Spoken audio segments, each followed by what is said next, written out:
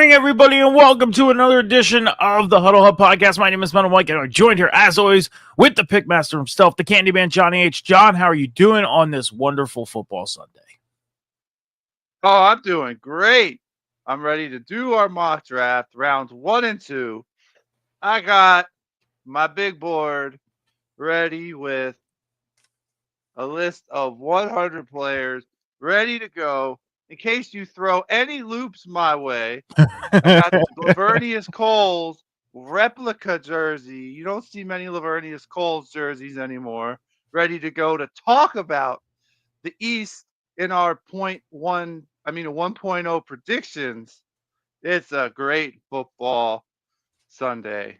That's right. We got the UFL. We're going to talk about the UFL on the docket today. We're also going to do our predictions for the NFC AFC East, our final division that we have to do.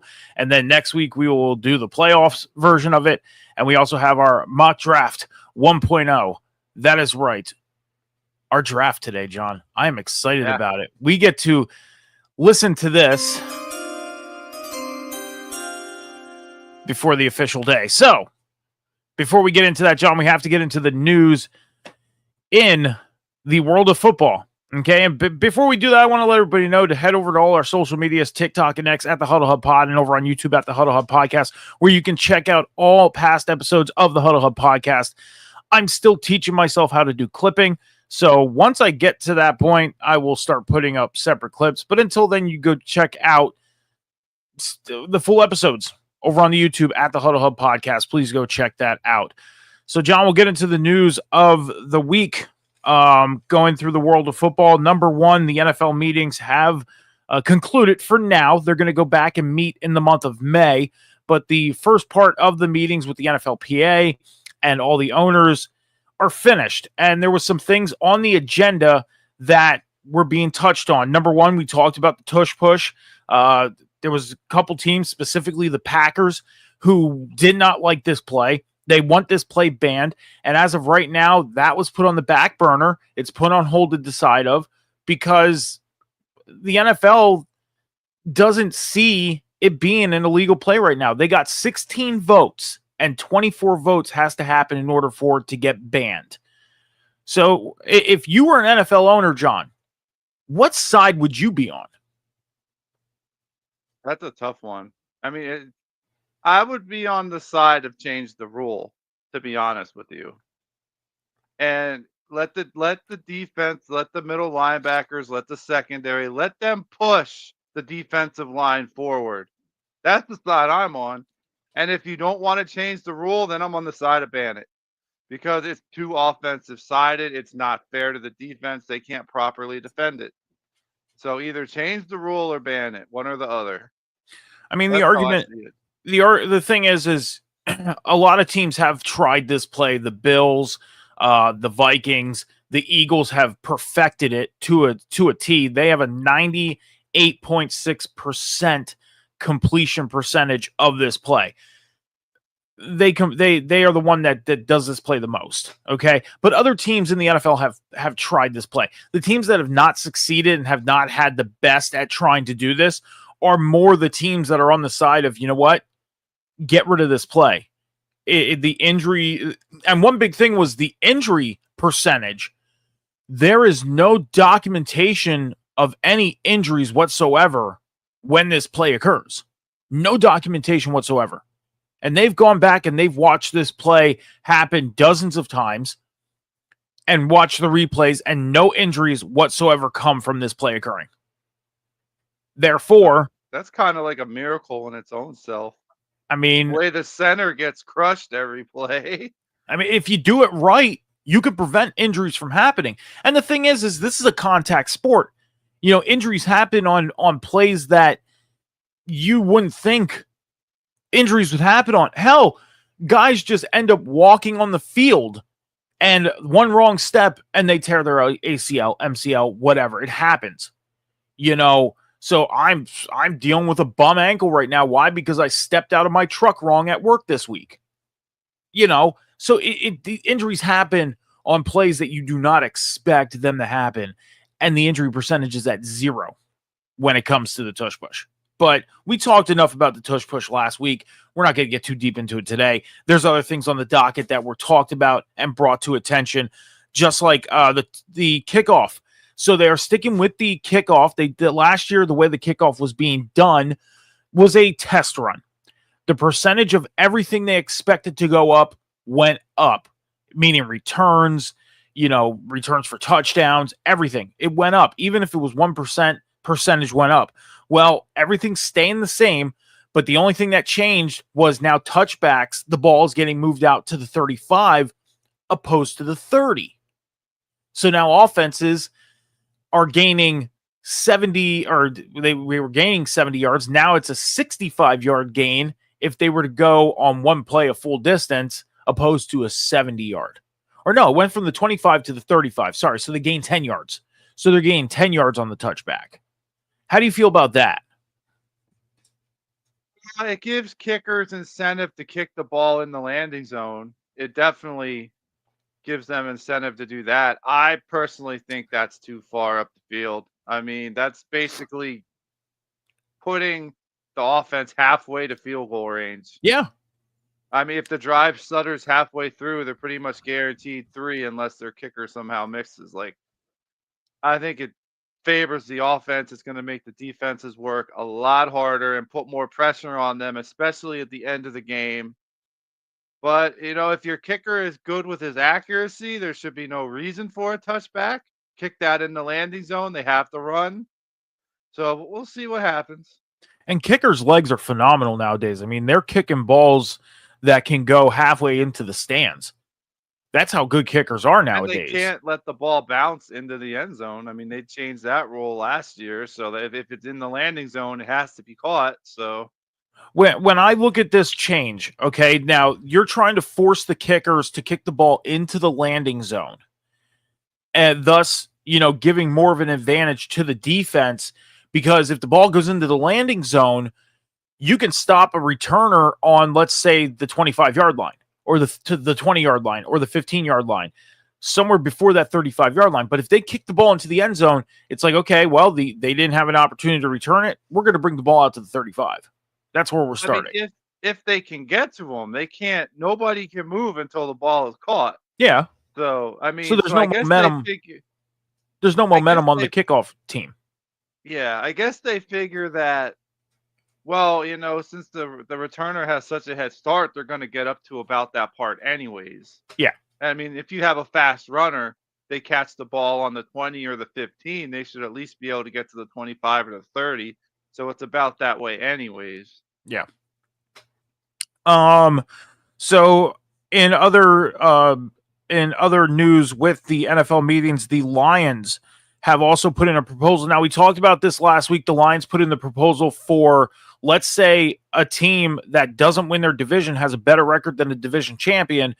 They put the proposal in that better seeded team has a higher seed in the playoffs. Well, they also put the proposal in to eliminate automatic first downs on defensive holding and illegal contact. So, for example, if a defensive player, let's say a cornerback, touches or holds on to a wide receiver after the 5-yard mark, or a defensive lineman has a hand to the face of an offensive lineman, that's an automatic first down. The Lions are trying to eliminate the automatic first down and trying to pretty much turn it into like a 5-yard penalty oppose.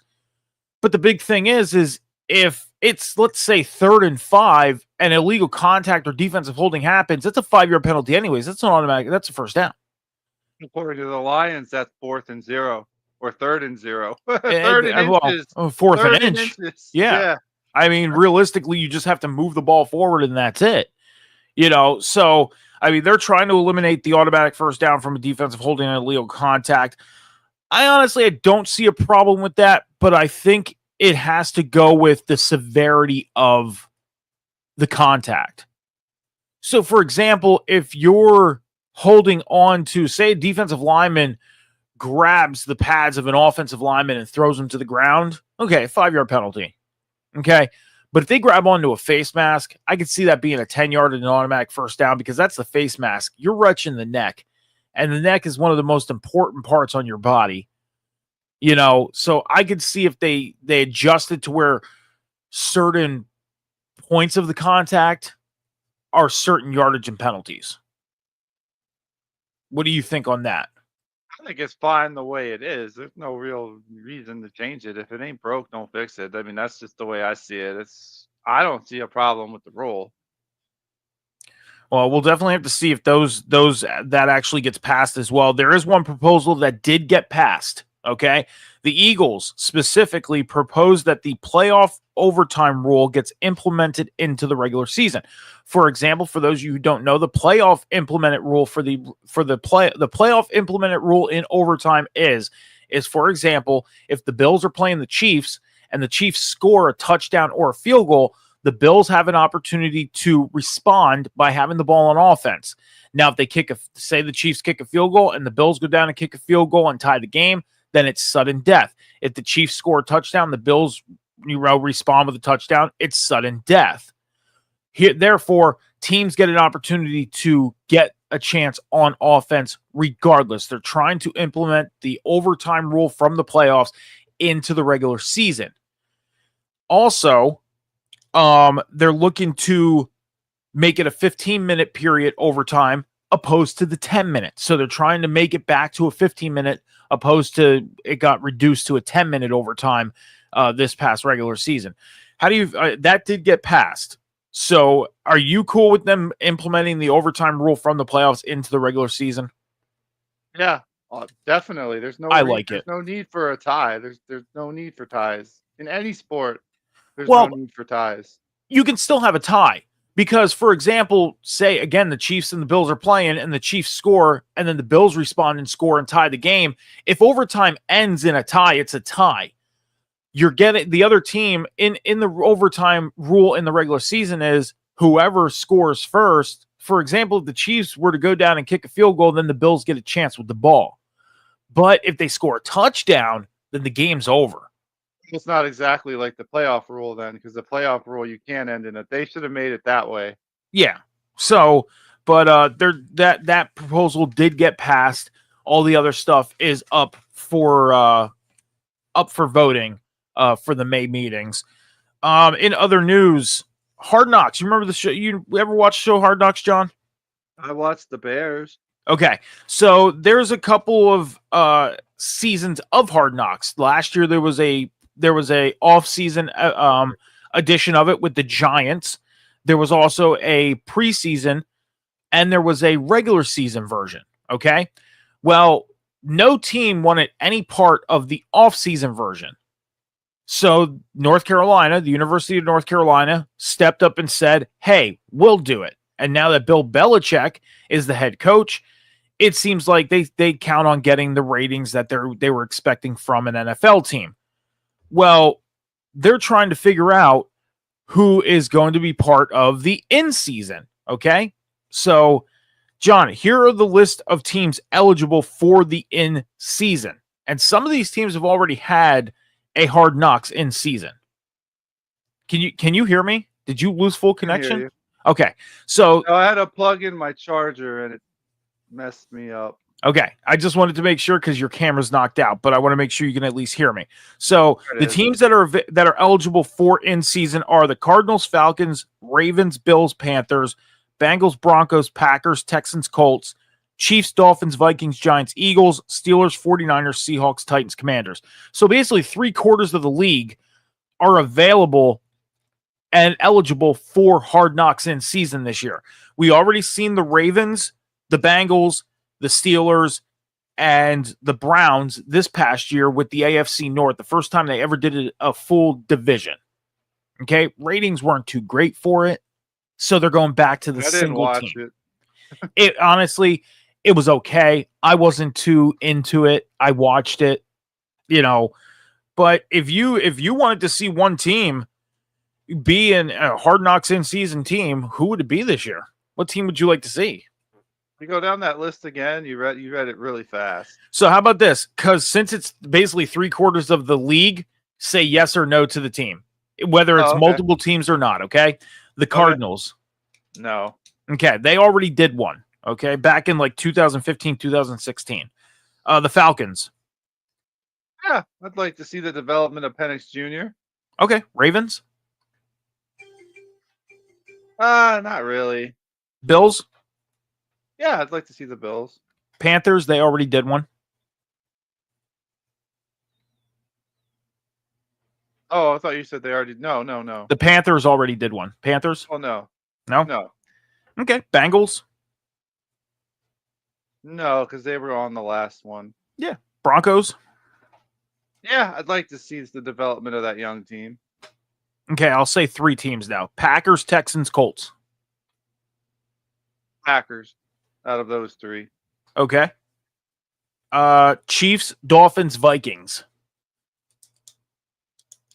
I'd like to see the Chiefs just to see how they handle their losing, coming back from a Super Bowl loss, and the Dolphins I could see. Okay. The Dolphins did already do one about 2 or 3 years ago. But you wouldn't want to see the Vikings, the progression of JJ McCarthy?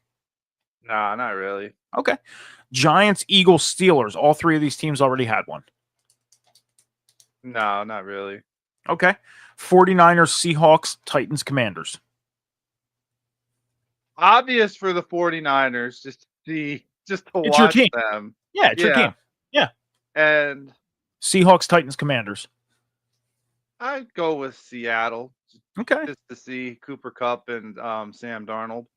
See, now I would like to see the Commanders just to see the progression of Jaden Daniels in Oh year 2. yeah. Commanders, yeah. That completely blew my mind on that. Yeah, Commanders. I'm a big Jalen Daniels fan. That went over my head. Yeah, it's a big list. Big list of teams. Yeah. Basically 3/4 of the 1, 2, 3, 4, 5, 10, 15, 20 teams out of 32. That's 12 teams that aren't eligible. So it's a big list. Yeah. So, but North Carolina is going to do the off-season one since no team wanted to commit to it because of the pure negativity that the Giants got. Yes. So every team was like, no. Too. Let your superstar running back go over $1 or $2 million. I mean, they deserved it too. Exactly. Hey, the man. But the quarterbacks, there is another documentary that happens. It's called Quarterbacks. It's on Netflix. This last season they did wide receivers. They're going back to doing the quarterbacks. The 3 quarterbacks that are going to be profiled on this show is Jared Goff, Joe Burrow, and Kirk Cousins. Now, Kirk Cousins was on the first one, and everybody fell in love. Even if you hated the Vikings, you loved Kirk Cousins. Everybody fell in love with Kirk Cousins to the point where they are inviting him back to be followed for the show. So Quarterbacks is doing another season. Again, in season 1, they followed Marcus Mariota, Patrick Mahomes, and Kirk Cousins. This time they're following Jared Goff, Joe Burrow, Kirk Cousins. Okay, and then the Mariota, why even include him? He's a bust. Well, He's not even I mean, worth time, man. He got that starting position and contract in Atlanta. They thought he was going to be the guy, and we all know how that season ended. Well, so I knew he wasn't going to be the guy there. Come on now, he's Marcus Mariota. In the wide receivers one, you had George Kittle, Deebo Samuels from the 49ers. You had Justin Jefferson, Amon-Ra St. Brown, and I think that was it. I think it was just those 4 guys that were on the wide receiver one. So, and receivers was actually a really good one. Now Kittle made the list, and he's not a wide receiver. Well, I mean, he goes out and catches balls. So, in other news, we have some trades that happened and some retirements that happened and some free agent signings. First one is the Patriots. They traded quarterback Joe Milton to the Cowboys for a 5th-round draft pick. Joe Milton played in 1 NFL game in his first year of his career. He looked good. Week 18 looked good, but a lot of people are still kind of questioning this because it was against 2nd and 3rd stringers. So, they ended up getting offers for him that they didn't want to take. They got a 6th-round offer from the Steelers. They said no. And then the Patriots come along and say, hey, guess what? We'll give you a 5th.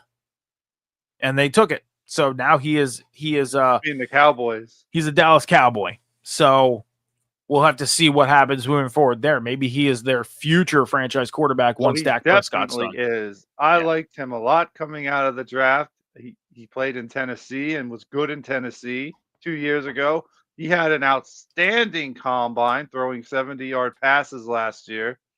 I like this kid a lot. So I think he could be very well the future starting quarterback of the Cowboys. Two more things on the list, John. Trey Lance, quarterback of the Cowboys and 49, former quarterback of the Cowboys and 49ers. He is now a Los Angeles Charger. He signed a 1 year worth $6.2 million deal. There's a chance he's going to be the third string quarterback out in Los Angeles because they already have a backup for Justin Herbert. So how do you feel about Trey Lance heading to the Chargers now? I don't understand why teams give this kid a shot. He's doo-doo. He stinks. That's my opinion as a 49er fan. He stinks. Like, why he shouldn't even be in the league. I remember how excited you were when I bought you his rookie card for Christmas. Yeah, until he actually played. Until he played. In retirement news, Dolphins left tackle Teron Armstead, he's retiring after 12 seasons. And wide receiver Julio Jones is retiring after 13 seasons and 7 Pro Bowl appearances. Those are the two retirements that are that happened this past week. And that's it pretty much in the news, John. That's it. That's all we got. So I guess we're leading up to the NFL draft. Everybody's concentration is now on April 24th at 8 p.m. Eastern Standard Time. And on that night, John, we will be live for night one, round one of the NFL draft right here on the Huddle Hub Podcast Twitch channel. So make sure you're hitting that follow button and joining us for the special watch along for round one, night one of the NFL draft. And we're probably going to do night number 2 as well because we're going to be off that Sunday. So we're probably going to do night number 2 in replace of being off on Sunday. I definitely won't be there for night number 2. I know that. Okay. So that'll be all you. I'll be here for it. So in replacement of the fact that we will be off on Sunday, I'll be here for night number 1 and night number 2. And you'll be here for night number 1, but not night number 2. Okay. That's a maybe too. It all depends if certain things fall in the way. Okay. So, well, John, let's get into it. The UFL season has kicked off. Week number 2 kicked off on Friday night. The Stallions took on the Panthers, beating them 21-12. And then yesterday, the Showboats ended up getting beat by the Defenders 17-12. We have a couple games happening today. The Roughnecks taking on the Renegades at noon, and the Brahmas taking on the Battlehawks at 3 p.m. So, John, the Stallions and Panthers both 1-1. The Showboats 0-2. The Defenders 2-0. You know, the Roughnecks are 0-1 heading into their game. The Renegades 1-0. The Brahmas 0-1. The Battlehawks 1-0. Like, it's like you have 4-1. Obviously, you're going to have 4 1-0 teams, 4 0-1 teams. Who do you see if you had to pick one of these teams? Let's go 5 weeks in. Could you see any of these teams being 5-0 at the halfway point? Hey, that's a good question. I try to ask the tough ones. There's only I could see the Defenders and I could see the Battlehawks. I don't know about the Renegades. Depends. Luis Perez is shaky at times, but I could see the Defenders and Battlehawks if they don't play each other before that. So you said the Defenders and the Battlehawks. When you look at the Defenders' schedule, they play the Battlehawks next week. Week 3, yeah. Okay. Yeah. Well, if the Defenders get past the Battlehawks, they play the Brahmas, who looked bad, and the Renegades, who I'm not convinced yet. So I'm going to go. Let me take a look at the Battlehawks schedule. Well, while you're doing that, the Stallions, again, defeating the Panthers on Friday, 21-12. On the offensive side of the ball, Matt Corral, he ended up going 18 of 29, 198 yards, 1 touchdown, 2 interceptions for the Stallions in the win. And Bryce Perkins, quarterback of the Panthers, went 12 of 23, 132 yards, 1 touchdown, 1 interception. Matt Corral having a lower passing rating than Bryce Perkins by a 0.9 percentage. But, I mean, this seemed to be, I didn't get to watch this game, but this seemed to be a pretty tough back and forth battle between these two teams, statistic wise. When you look at the sacks for the Stallions, they ended up with 3 sacks, and the Panthers ended up with 0. I think now going back to the Battlehawks real quick.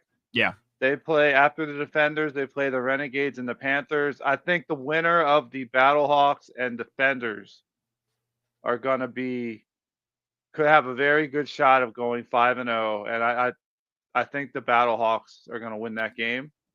So I'm going to say the Battlehawks are the team that's going to go 5-0. Okay.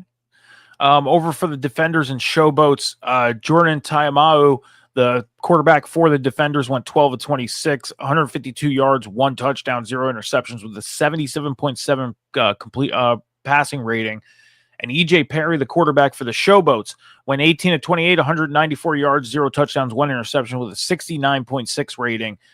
When it comes to the defense, the Showboats ended up with 1 sack, and the Defenders ended up with 0 sacks. The reason why I'm looking at the sack numbers specifically, John, is because when you look at these scores, you kind of sit here and wonder, how are these scores so close? How are these scores so low? How is the defense doing? And it's one of those stats that really stands out because the defense putting the pressure on the quarterback is one of the big keys of being on defense. So you look at the sack numbers, and sack numbers are not high in these games so far. Could it be a regular, could it be a beginning of the season, like these guys are just getting warmed up? Or is it ultimately because these are players that were on practice squads, they came out of college, didn't get drafted or signed? These are kind of guys that didn't make it to the NFL, and some of these guys did, but did not succeed in the NFL. I think it's just the beginning of the season. Some guys are just getting warmed up. I think that's what it is. I want to go over some stats for some other key, Of course, UFL players. Go ahead. Like the wide receiver Deion Kane. These are for the Birmingham Stallions. 4 catches, 84 yards, and a touchdown. He's looked at as one of the best receivers in the league. The Chase Sternberger, who's looked at as the best tight end in the league, 3 catches for 35 yards. They did a good job at shutting him down. Jump over to the other game. Where is he? There he is. Jonathan Adams lit it up for the Showboats. 9 catches for 128 yards. So I want to give a shout out to those players just because they are some of the leagues. They have been consistently some of the league's top players on offense. So I figure they're worth a mention. I'm just kind of looking real quick on the defensive side to see any, no, I'll just leave it at that with the offensive guys. One thing that doesn't help us out as broadcasters is when you go to look at the statistics, the season stat statistic board for the league, their update is back on March 31st, and we're on April 6th. Well, yeah, they do it. They update it after week 2. After all the games are played, they update it. I mean, I like that, but at the same time, if you go into comparison of the NFL, they update it by the minute. Like, if a game ends at 4 p.m. on the 1 o'clock slot, the statistics are already put in. And that's something that I wish the UFL would do, because right now we don't have the statistics added in from Friday and yesterday's games. So one thing I want to see today is Hakeem Butler is generally looked at as the best receiver in the UFL. And last week, he was held to 0 catches. I'm very curious to see if the San Antonio Brahmas can continue that streak, if they're going to be able to hold them. That's one thing I'm actually going to be. I actually may watch that game at 6:30 just to see how that is. John, there's some news that came out. Do you have anything else on the UFL? Because I would like to talk about some news that came out that just caught my eye. Came out a little bit ago. It came out today, but it came out about 2 hours ago. Okay. That there are some prediction rumors going around right now, and this is a this is a legitimate thing. This isn't like fake news or anything like that. That there is a prediction of the Miami Dolphins trading Tyreek Hill to an NFC North team in exchange for a starting wide receiver and a draft pick. If you had to think of a team for Tyreek Hill to go to that he can help out, who would it be? I mean, the Packers are kind of set. The Viking, the Bears. You think the Bears? Maybe get DJ Moore out of there. No, they have him on a big contract. That would be a huge salary cap hit on them. I think the Packers. None of their receivers last year stepped up to be a true number one guy. Yeah. So I would say the Packers. Now, wouldn't that be interesting if Amon-Ra St. Brown got traded to the Dolphins? Yeah, but he just got his big contract out in Detroit at the end of the 2023 season, going into 2024. So I don't. If they have the room to take it, I mean, they would have to make room, make big cap room to make that happen. What like a splash would it be if Justin Jefferson was the guy? Which I don't see that would happen. And he's a Viking. So DJ Moore, he signed a contract at the beginning of 2024. It was a 4-year worth $110 million contract that comes to an end in 2029. And then you said Amon-Ra St. Brown for Detroit. He just signed a contract as well at the beginning of 2024. It's a 4-year worth $120 million contract. So, I mean, those are big contracts that these teams would have to unload on. And, I mean, do you really want to go into their caps are going to go up to $275 million for next year. And to clean up that type of cap room early with getting that cap space, addition, that'd be rough. That would be rough to trade those two players and take that type of cap hit. Yeah, I agree with that. I could see it being the Packers. They have young receivers. No one really stepped up to be the true number one guy. Christian Watson took a step backwards. We thought it was going to be him. I could see maybe it being the Packers trading one of their young guys. Okay. I mean, the Vikings, they have $17 million in cap space available. When you look at, I gotta find the Packers have 32, the Lions have 42, and then the Bears, where are they at on this list? Where are the Bears? Why are the Bears not showing up? Chicago, where are you? There you are. They have 11 million. So actually, that's just cap space in the top 51. Their overall cap space, Detroit has 22 million. The Packers have 14 million. The Vikings have 3 million. And then the Bears are negative $6.7 million in cap space. But with the Packers, though, like I said, I'm looking at their depth chart right now. Jaden Reed looked great last year. But then you have Romeo Doubs, another good young player, and Christian Watson, like I said, who took a step backwards. I could see Romeo Doubs or Jaden Reed or Christian Watson and a draft pick, maybe a second or third, to be shipped over to the Dolphins for Tyreek Hill. Yeah. I would say Christian Watson and a second-round pick or a third-round pick to the Dolphins for Tyreek Hill to go to the Packers.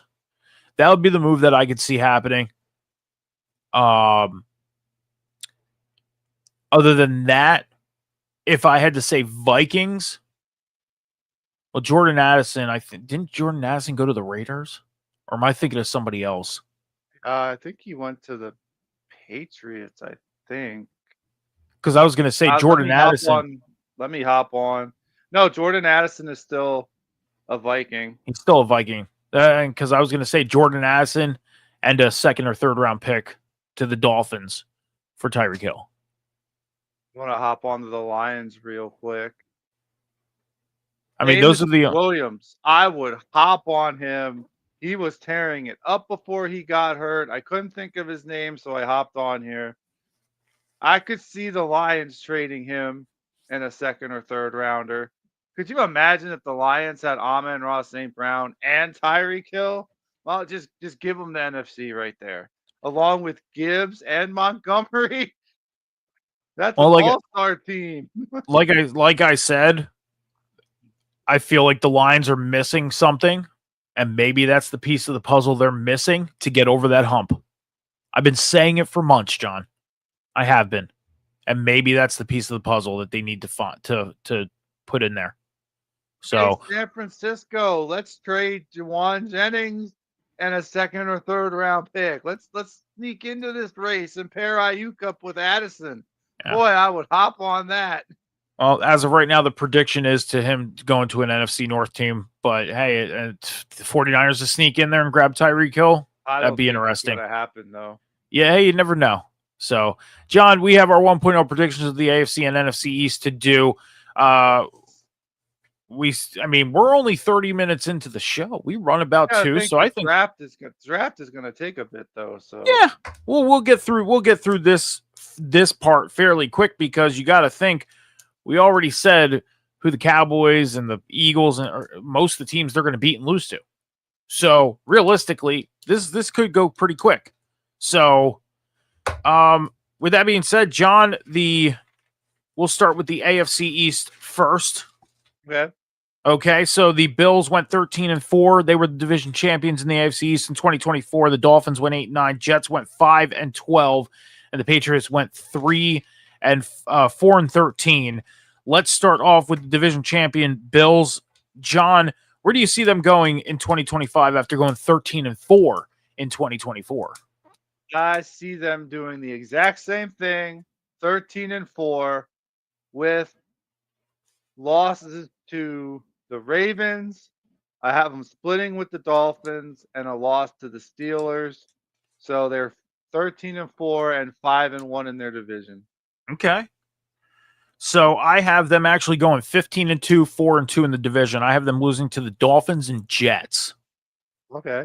And the reason why I pick the Dolphins and Jets to split with is because, number one, they end up playing the division towards the end of the year.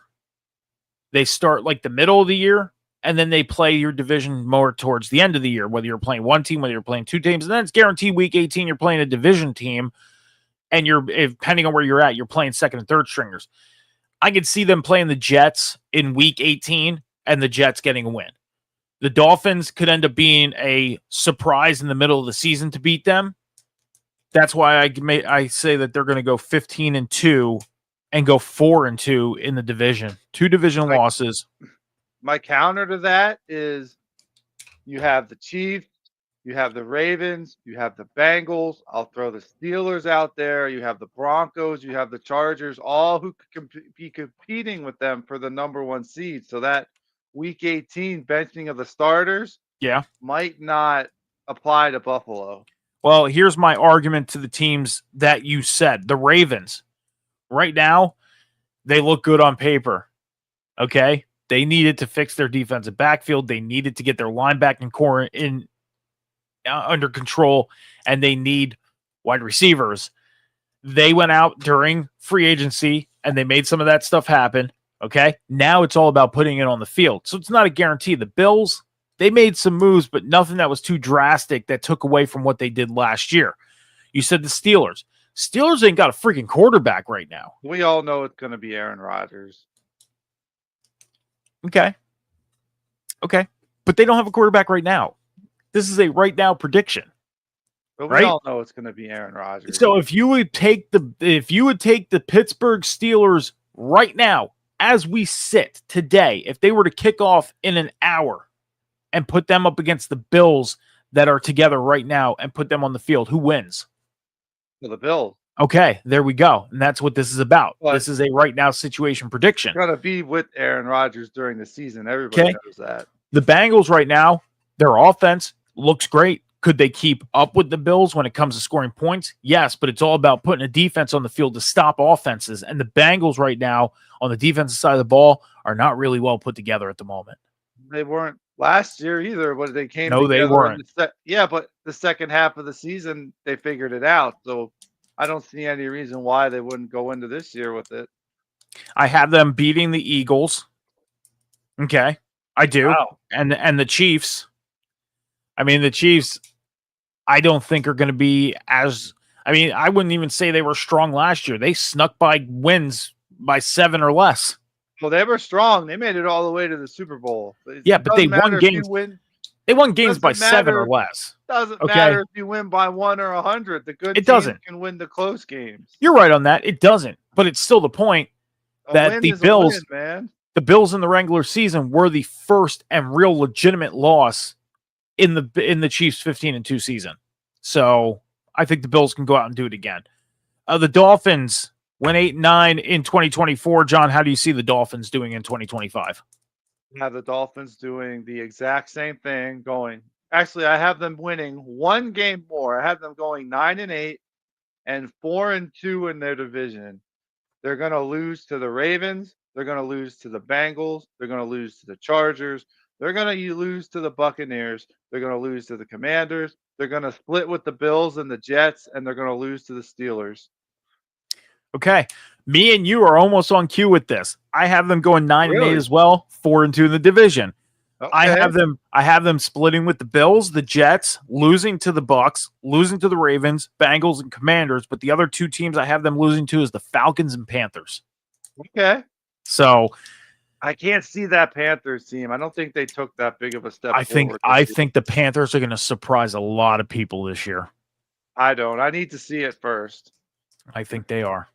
I think they're going to surprise a lot of people this year in 2025. John, the Jets went 5-12 in 2024. What do you see the Jets doing? I have them taking a step backwards, going 4-13 with a 2-4 division. Their wins will come. They'll split with the Dolphins. They'll split with the Patriots. They'll beat the Browns and they'll beat the Panthers. Okay. 4-13 with a 2-4 or a 3-3 division record. We almost got it exact. I got them splitting with the Patriots, the Dolphins, and the Bills. Yep. Obviously. And then beating the Steelers as their fourth win. Everybody else they lose to. Yeah, I need to see it on the field with them. Like, I know they got Justin Fields. It's a big improvement. He's got rapport with Garrett Wilson, but yeah, I need to see it translate on the field. I need to see that running game pick up, that defense pick up. The Patriots, they went 4-13 in 2024. What do you see them doing in 2025? I have them taking a small step forward. I have them at 5-12. That's going to be the Stephon Diggs effect. With 1-6 in the division, I have them splitting with the Jets, beating the Browns, beating the Panthers, beating the Titans, and beating the Saints. Okay, so you have the 5-12, 1-5 in the division. Yeah. I'm sorry, I wrote 6, but yeah, 1-5. You're right. Okay, I have them going 1-16, 1-5 in the division. Wow, you don't think they can beat the Saints or the Titans or the Browns? Only win is against the Jets. That's it. Wow, I can't see it. The Titans are beyond bad. The Saints are bad. The Browns, you want to talk about a team that doesn't have a quarterback? They don't have a quarterback. They don't have wide receivers. What do you mean they don't have a quarterback? They have Drake May. I'm talking about the Browns, I said. Oh, the Browns? I still have the Browns winning though. Wow. Yeah. I do. So right now, who's I understand. I understand the Patriots. I understand that the Patriots, they have Drake May. Okay. And they got Stephon Diggs. Great. But a lot of these other teams right now look stronger than them on paper. Have a running game. That can all change. I know this is a right now thing, but that can all change. It could, and they kind of do. Ooh. They still have oh my gosh, they're running back Jerome. Yeah. Still have him. Hell of a running back. who Not did bad. nothing last year, who completely disappeared. Well, Nick Chubb wasn't near the runner he was before he got hurt. oh, Nick Chubb's a They- free agent. He's not there no more. That's right. He's not even there. Yeah.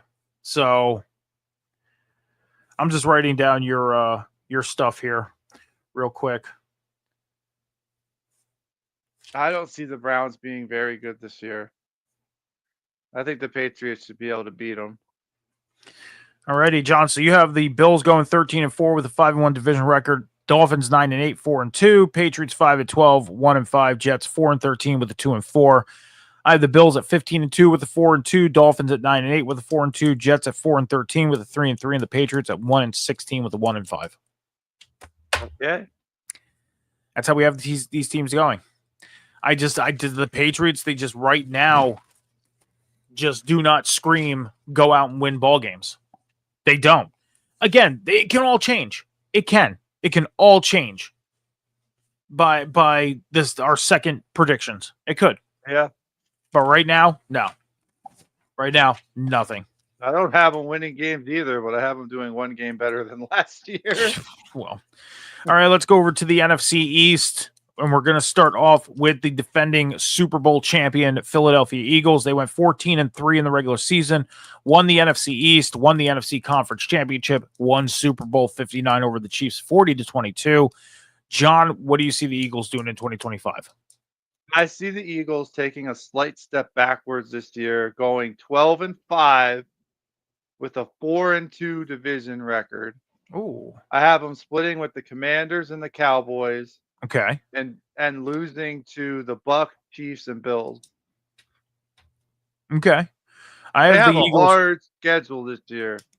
I have the Eagles going 15-2 with a 5-1 division record. Wow. They split with the Commanders and they lose to the Bills.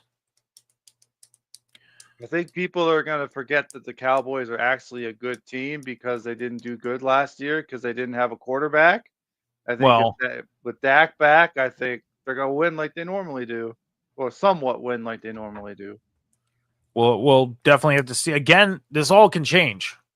Yeah. You know, at the end of this thing, I could be sitting here saying I think the Eagles are going to go 13-4. It could change. Right now, I look at them and I see a 15-2 team going 5-1 in their division and repeating. Yeah. Repeating. I see them repeating. And that's not just me being an Eagles fan. I see them repeating. I do.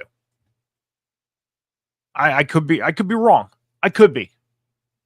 But this again, it's not me having Eagles goggles on or anything. It's just me sitting here saying, you know, this is the way I see them right now. Commanders went 12-5 last year, made it to the conference championship game, losing to the Eagles. What do you see them doing in 2025? I have them taking a step forward. I have them going 13-4. Okay. That's going to be the Deebo Samuel effect with a 5-1 division record. Okay. They're going to split with the Eagles. They're going to lose to the Lions. They're going to lose to the Chiefs, and they're going to lose to the Chargers. See, you're high on the Panthers this year. I'm high on the Chargers this year. That's fine. That's fine. I have the Commanders taking somewhat of a step back. And we talked about this last week. The reason why is because they had a lot of guys on one-year contracts. Some of them came back, like a Zach Ertz. They re-signed him. But it's still that one-year contract factor, the change in personnel. I feel like the Commanders are going to take a step back. Even with the record that I have them at, could they still make the playoffs? We'll see. When I calculate everything tonight and have everything ready for next week, we'll see. Okay? I have them going 8-9.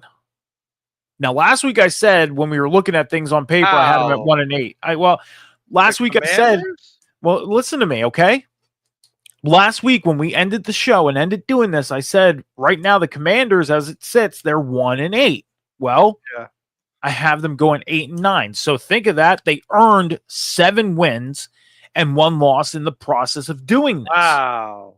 I have them going 4-2 in the division, which could be a big difference maker when it comes to the playoff race, because it depends on what you do in your division. It does. I was Not at doing 8 and 9, it does. But here's the thing is I was doing studies, okay? I did some studying this week. I was in conversation with Cam. Cam is my co-host over on the Table Spot and the lead host of The Boom over on Rivet City Radio, okay? And me and him were talking this past week about some of the changes that were happening in the NFL and rule changes and stuff like that. And I had mentioned to him that the Seahawks went 6-10 in the 2010 season and won their division and went to the playoffs. Okay, they went 4-2 in their division. The Rams also went 6-10, but 4-2 in the division. The difference was there was a 1-game difference that put the Seahawks ahead of the Rams. The 49ers went 5-11 that season. Yeah, that was a bad year. They went 3-3 in the division. The 49ers were right there. They could have been the team in history to do it. So could a team at 8-9 make the playoffs? It can happen. It all depends on how things go. Not Other in the things NFC, factor. Not in the NFC East. Not with the Cowboys. I mean, not with the Eagles in there. That's not gonna. You're not going to win that division at 8 and 9. Well, I mean, I'm not saying they'd win the division. I'm just saying making the playoffs. I have them going 8-9, 4-2 in the division. They're going to split with the Eagles, split with the Cowboys, and sweep the Giants. Okay. The Cowboys, they went 7-10 in 2024. John, what do you see the Cowboys doing in 2025? I got the Cowboys back above 500. I have them 9-8 with a 3-3 division record.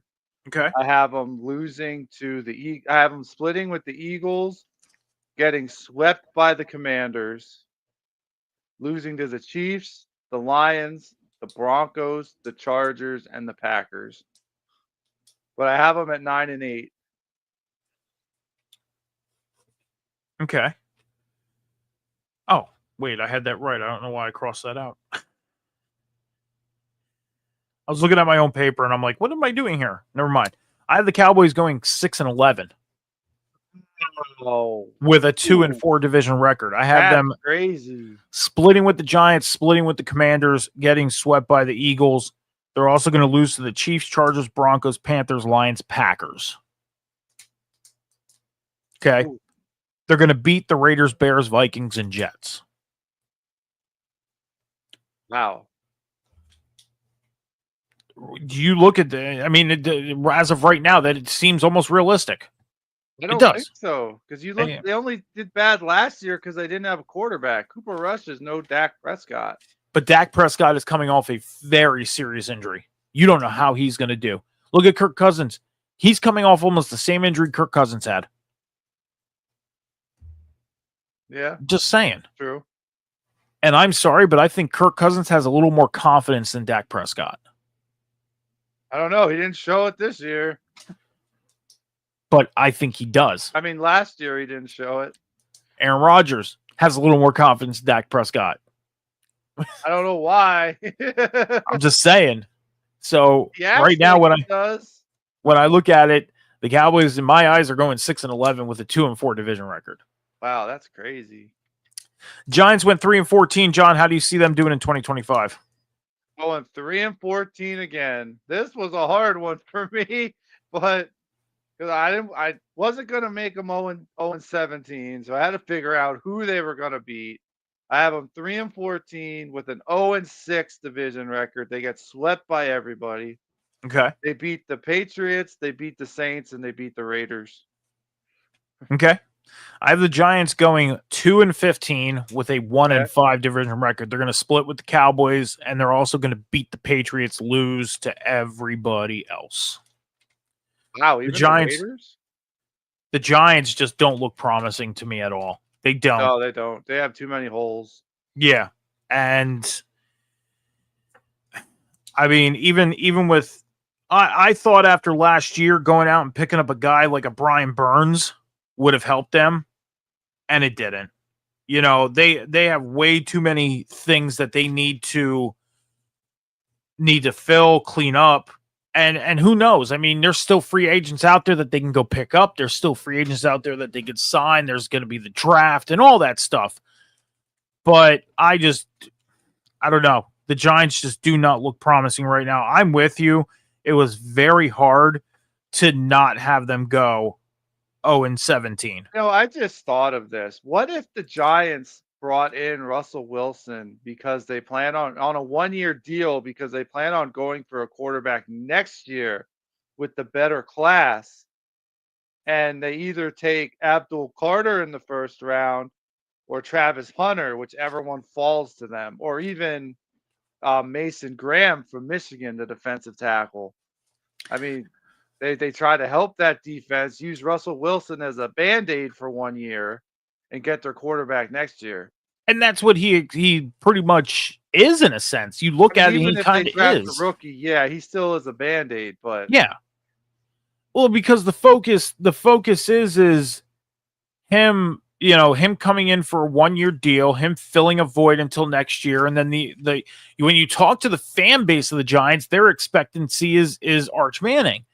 Well, newsflash, Giants fan, Arch Manning has 2 more years in college, and if he decides not to come out next year, which Peyton Manning and Eli are probably going to sit there and say, hey, stay there for your last year. We did it.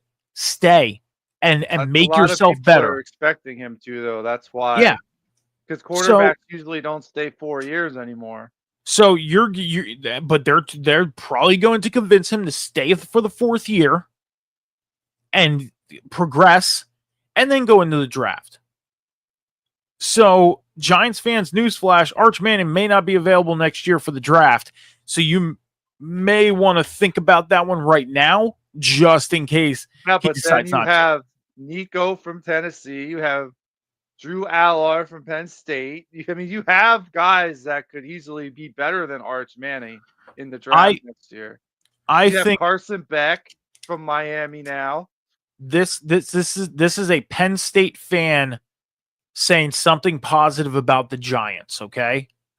I can see Drew Aller in a Giants uniform before Arch Manning. I can. And I've had that thought for a long time. A long time. I'm talking the beginning of the college football playoffs. I was thinking if Drew Aller does go into the draft this year, I could see the Giants taking him. Next year is a better draft class you have 2 decent quarterbacks and one who's got potential Yeah. Well, John, you had the Commanders go 13-4, have the Commanders going 13-4 with the 5-1 division record, Eagles at 12-5 with a 4-2, Cowboys 9-8 with a 3-3, and the Giants 3-14 with an 0-6. I have the Eagles at 15-2 with a 5-1, Commanders at 8-9 with a 4-2, Cowboys 6-11 with a 2-4, and the Giants at 2-15 with a 1-5. I will do my calculating up for the playoff edition next week for our 1.0, and we will just do our prediction on who we think is going to make it to Super Bowl 60. And that will end our 1.0 predictions. And then in 2 weeks from today, we do our 2.0 version of our mock draft. So, and that show is basically going to be dedicated to that. That's pretty much what we're going to have. Well, we should wait for the draft until after the draft for that.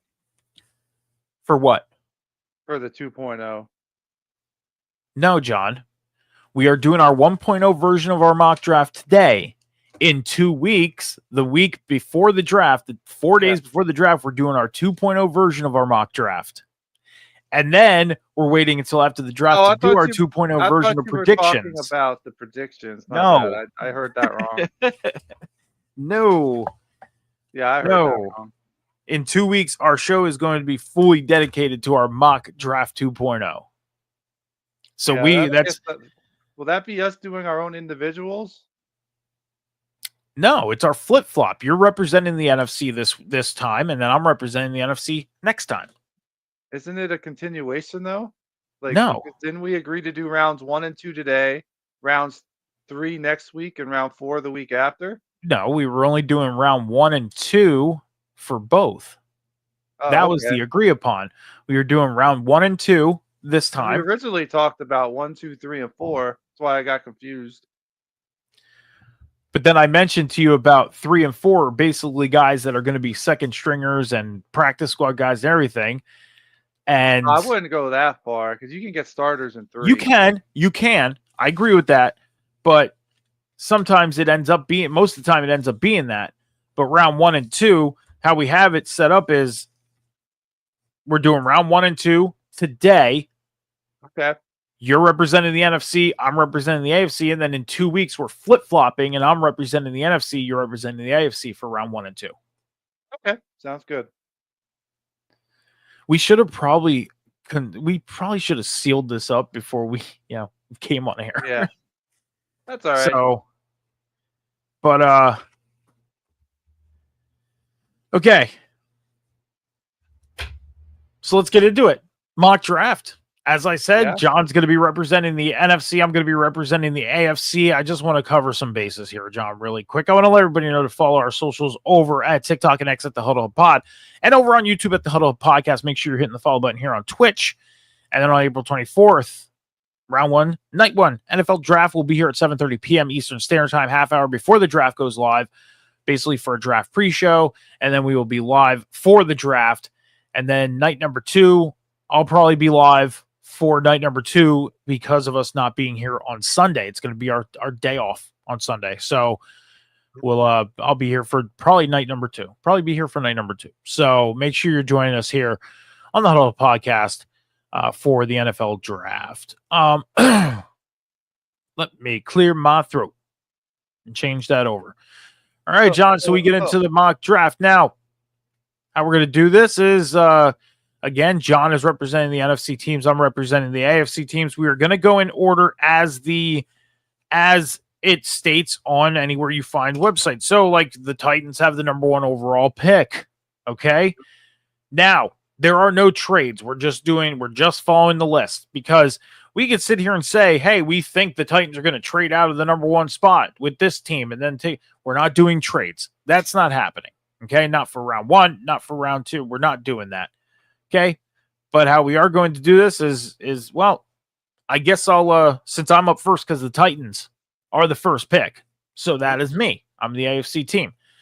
So John, and I feel like round 1 is going to pretty much move hot and heavy here. We're going to get through round 1 pretty fast, I think. So John, God dang it. John, the pick is in. With the Tennessee Titans pick in the NFL 2025 NFL draft, well, with the first pick of the 2025 Huddle Hub mock draft, the Tennessee Titans select quarterback Cam Ward from Miami. Okay. I could dig that pick. I got number 2 too. I know.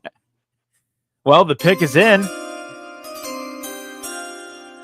And with the second overall pick in the 2025 Huddle Hub mock draft, the Cleveland Browns select edge rusher from Penn State, Abdul Carter. I'm down with both of those picks right there. I'll tell you. Yep. So that's it, John. The Giants are up. All right. And the New York Giants, for the third pick of the draft, will be taking. Let me find them on here. Quarterback Shedeur Sanders out of Colorado. Sorry, I lost my train of thought there. It's okay. Man, you already took away one of my picks. Okay. Which means I'm gonna have to change something up. See, and that's the good thing about having a draft board up. All right, so man, I get the next 4. Yeah. I'm not gonna play the sound every time. I'm not gonna annoy people with that. All right, with the pick is in. With the 4th overall pick in the NFL draft, the Patriots select Armand Membo, offensive tackle of Missouri. Ooh, I thought for sure Travis Hunter was going next. With the 5th pick in the 2025 Huddle Hub mock draft, the Jaguars select wide receiver / cornerback Travis Hunter out of Colorado. Okay. With the 6th pick in the Huddle Hub mock draft, the Raiders select running back Ashton Jeanty from Boise State. Okay. And with the 7th overall pick, the Jets select Tyler Warren, tight end from Penn State. Ooh, okay. Okay.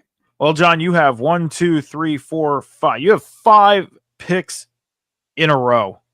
So, Okay.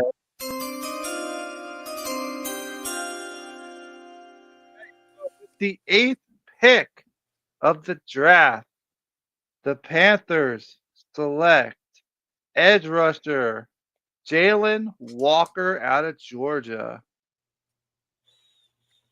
okay. Just making notes here. With the 9th pick, the Saints select cornerback Will Johnson out of Michigan. Uh, with the 10th pick, the Bears select offensive tackle Kelvin Banks Jr. out of Texas. With the 11th pick, the 49ers select cornerback Jahadi Barron out of Texas.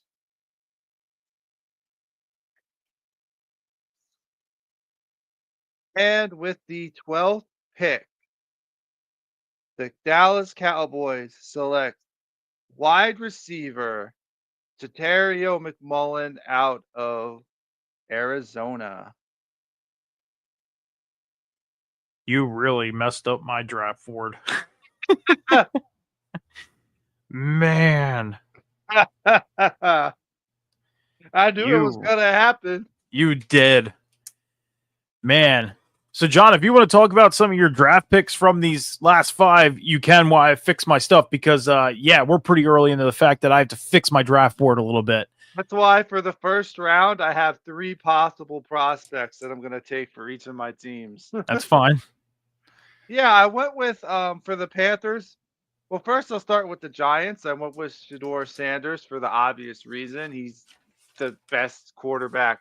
According to the experts, he's the best quarterback available. I actually like Jackson Dart out of Ole Miss better than him, but I wanted to keep it realistic. They need a quarterback. They got a quarterback, a young prospect. At number 8, the Panthers, they need a lot of help everywhere. And I went with defense on them with edge rusher Jalen Walker. If he would have been drafted, I would have had Terry McMillan going to them as the second pick. Saints, another team that need a lot of help. I went defense with cornerback Will Johnson. McMullen was also a player I would have considered going to the Saints. The Bears, you almost messed up my Bears because I had the Bears taking Tyler Warren, but he was the pick that I was going to have him go with. But he was gone. Will Johnson was the next in line for him. 49ers lost a lot in their secondary. That's why I went with Jahadia Barron for them. And the Cowboys, McMullen is a great number 2 receiver to CeeDee Lamb, and he'll be a good prospect, a good student for Lamb to teach. Okay. All right. I'm just trying to fix some of my my stuff here. Okay. I also had for Dallas Ashton Genty going to them, and if he would have been gone, Luther Burden out of the 3rd out of Missouri. I liked him as Missouri. He's one of my favorite receiver prospects. But I had Dallas going offense with that. For the 49ers, other possible people I had was Kelvin Banks if he would have fell to them. Also offensive tackle Armand Bembuo. I had him as a possible Niner. Possible Giants was Sanders, which I drafted. Travis Hunter, if Sanders would have went. And if both of them would have went, Cam Ward, but I didn't expect Cam Ward to drop that far. I figured you would have took him for at least the Browns or the Titans. Yeah. Just trying to make sure I have my next couple picks here. Oh, okay. Since you're still working on yours, according to my big board, the next best players available, defensive tackle Mason Graham out of Michigan is the best player available. I actually have him on number 3 on my big board. Edge rusher Mikael Williams out of Georgia is the second best player available. I have him number 9 on my board. The third best player, tight end Colston Loveland out of Michigan. Originally number 10, but he's the third best now that some players are taken.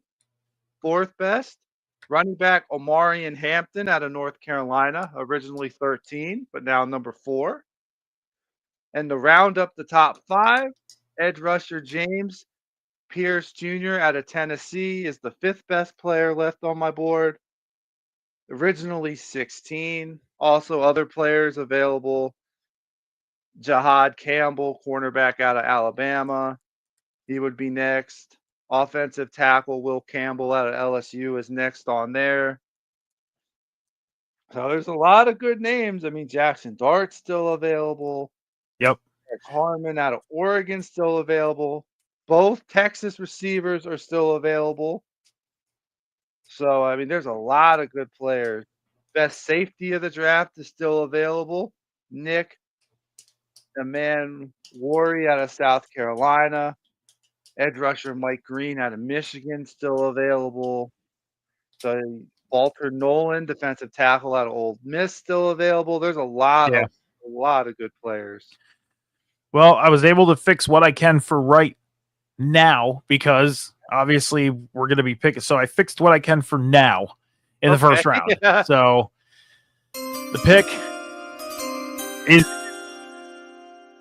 the 13th overall pick in the 2025 Huddle Hub mock draft. The Dolphins select offensive tackle Will Campbell out of LSU. And then with the 14th overall pick in the Huddle Hub mock draft, the Colts select Tyler Booker, guard out of Alabama. Okay. Let me see if I can find him. I got him. Where are you? There you are. And you said he's a Colt, right?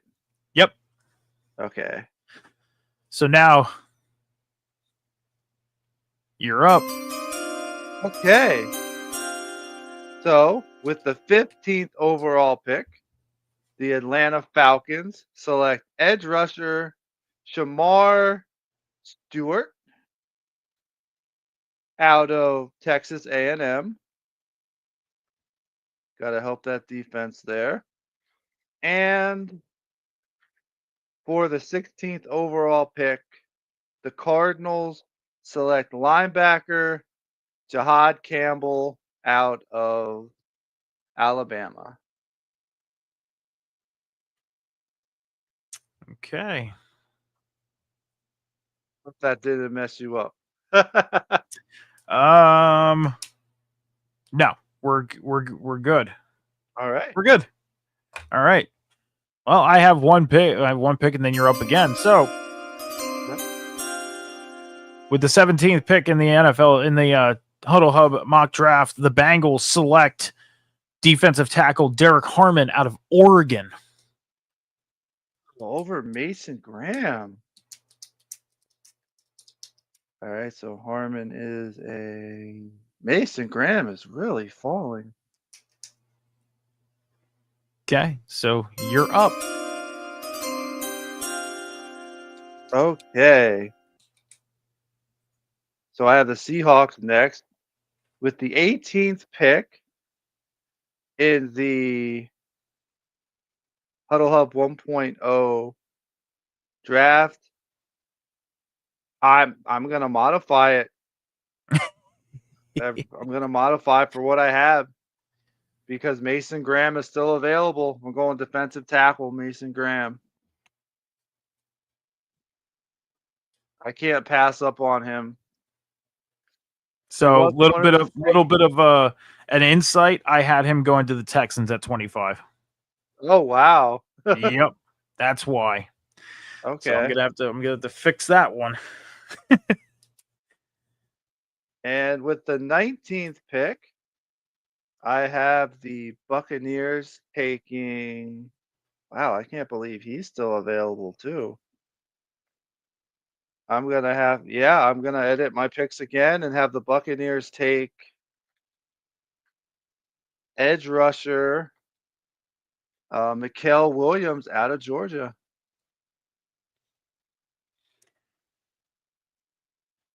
I had him taking James Pierce, but Mikael Williams is higher on my draft board, and he's still there.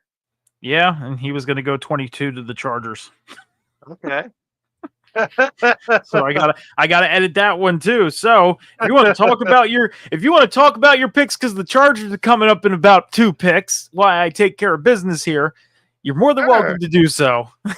Okay, so with 18th with the Seahawks, I ended up editing what I had because I can't believe Mason Graham is still still on the board. I think he's the second best defensive player in the draft for the D line. I originally had offensive guard Tyler Booker going to them, but Mike snagged him. Matthew Golden, the wide receiver out of Texas, was next in line, but I couldn't pass up Mason Graham for them. Kelvin Banks and Jr. went with the Bears. He was the third player there. And then with the Cardinals, I had linebacker Jahadi Campbell, but I already drafted him. No, I'm sorry. I had with the Buccaneers, I had Jahadi Campbell as a possible person, but he fell to the Bucks. Then I had edge rusher James Pierce Jr. next, and edge rusher Mike Green after that. So I was definitely going defense with the Buccaneers, but Mikael Williams out of Georgia, second best defender left on my board, was there. So I'm drafting these players like I'm the GM. If I see a better player that I have ranked higher than who I'm projecting fall to me, I'm going with the higher player to help improve the team. All right. I have my 2 picks. Okay.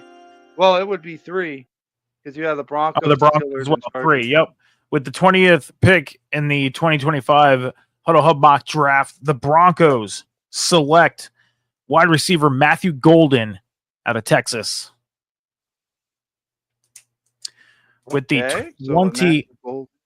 21st pick in the mock draft 2025 Huddle Hub mock draft 2025, the Steelers select quarterback Shedeur Sanders, Colorado. Shedeur Sanders already. Oh, you did? You took him to the Giants, son of a bitch. Oh my god! Yeah. He went number 3, bro. You suck. Now I got to edit this. All right. Well, Jackson Dart, Ole Miss. All right, that's fair. Dart's a Steeler. All right. I didn't even have him going in the first round to an NFC team. So the 22nd pick overall in the 2025 Huddle Hub mock draft, the Chargers select tight end Colston Loveland, Michigan.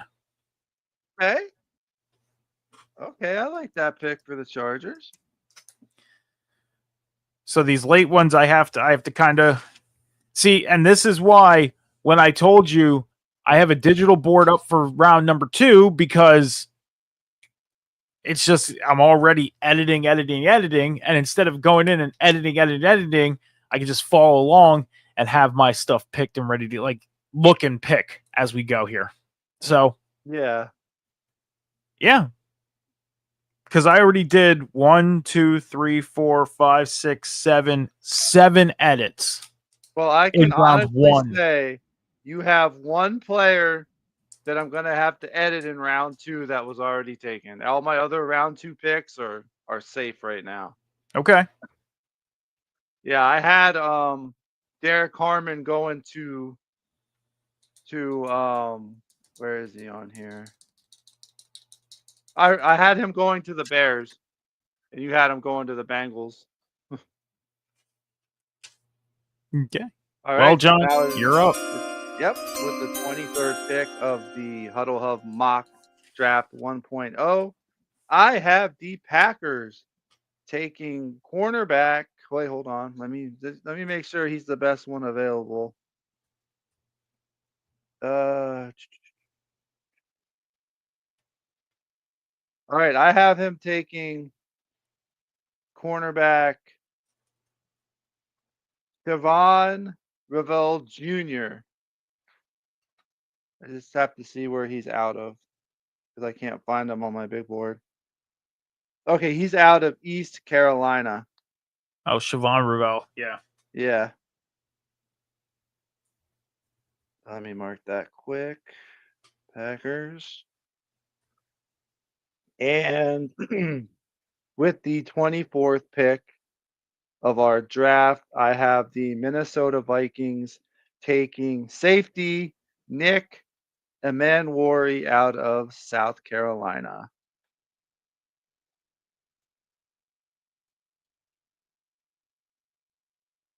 Okay.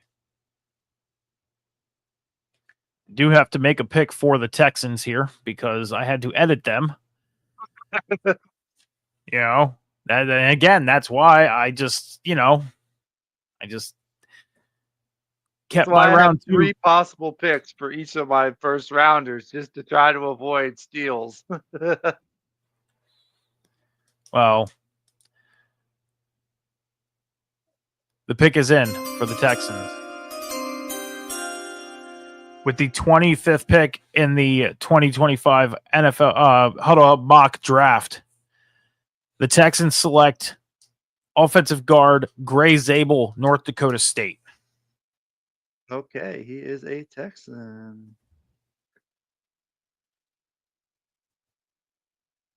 I actually had him going to the Giants for the first pick of the second round. So that's 2 second rounders that got poached.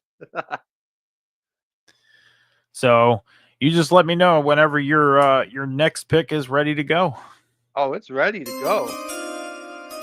I am going with, for the 26th pick of our 1.0 Huddle Hub draft, the Los Angeles Rams select wide receiver Emeka Ibuka out of Ohio State.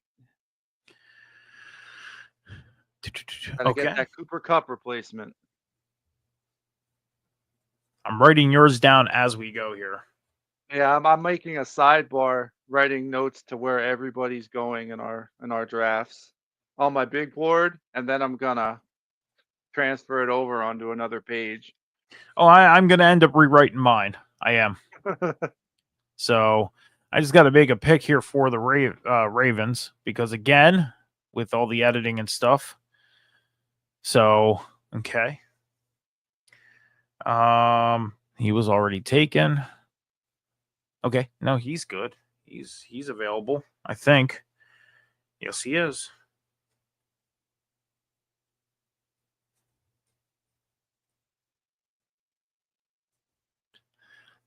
Okay.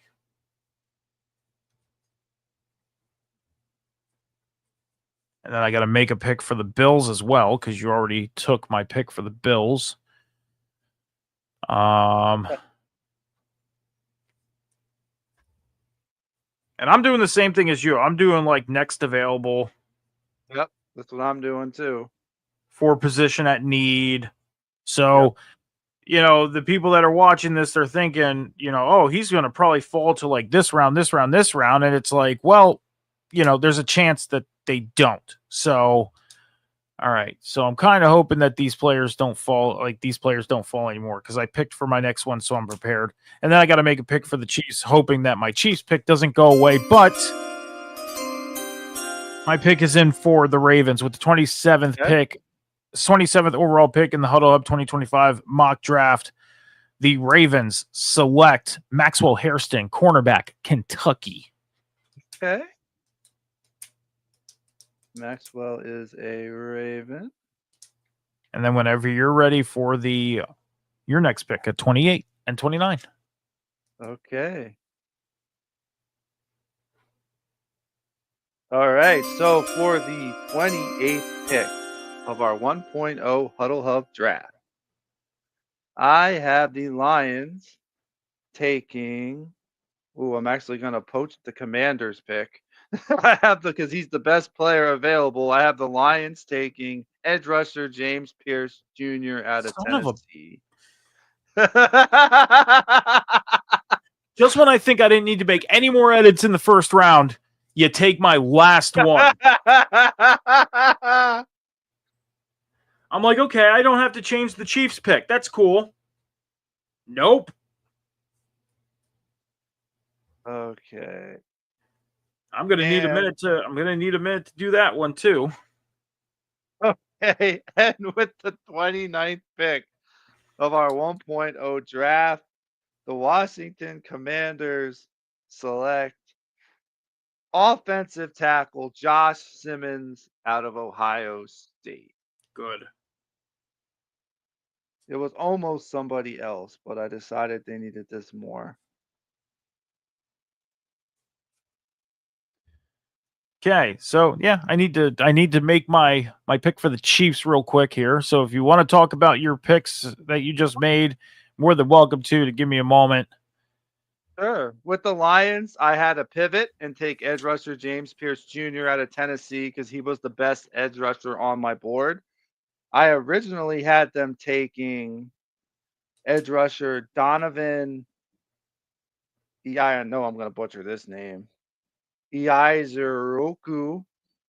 And then if he would have been gone, I would have had edge rusher Nick Sourton or edge rusher Jack Sawyer going to the Lions. I was definitely going defense with the Lions to help them get pressure on the quarterback more. With the Commanders, like I said, I poached them. I poached their first round pick, James Pierce Jr., to and went to the Lions. Offensive tackle Josh Simmons was next in line. That's why he went. And my third possible player went to the Lions.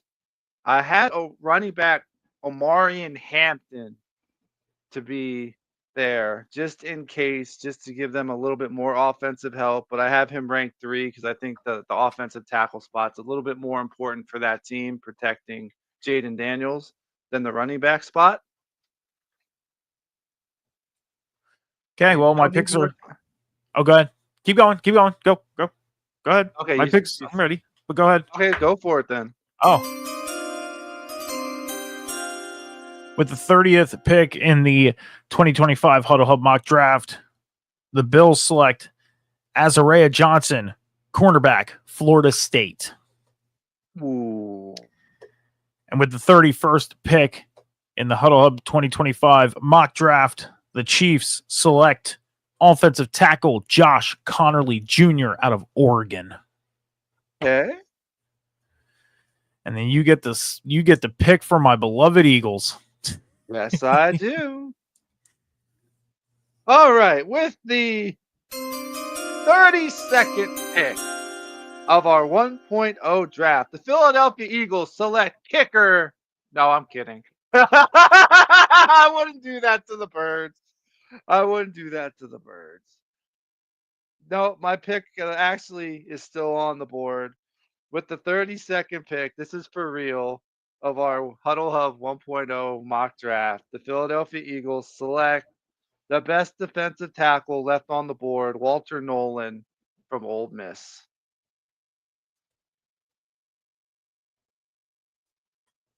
Okay. All right, so that wraps up round 1 of the draft. We got to get into round 2. I want to go in just the top 5 players left on my big board. Well, that gives that, honestly, you want to talk about that a little bit, you're more than welcome to, because I got pick 33, 35, 36, 37, 38. So I got to make some picks right now while you're doing that. So go for it. Okay.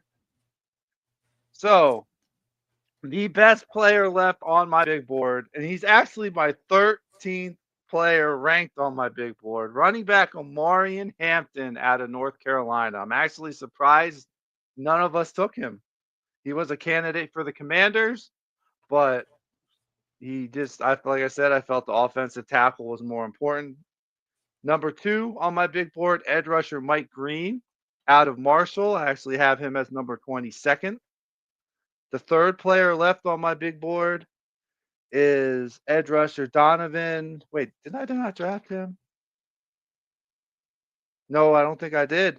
Donovan Ezeru. Yeah, that's the guy whose name I know I'm going to mess up.